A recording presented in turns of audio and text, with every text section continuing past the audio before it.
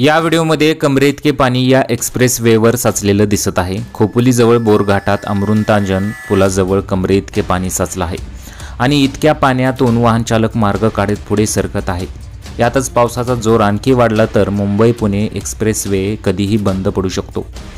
मिळालेल्या माहितीनुसार खोपोली, लोणावळा आणि खालापूर परिसरात प्रचंड पाऊस पडत आहे।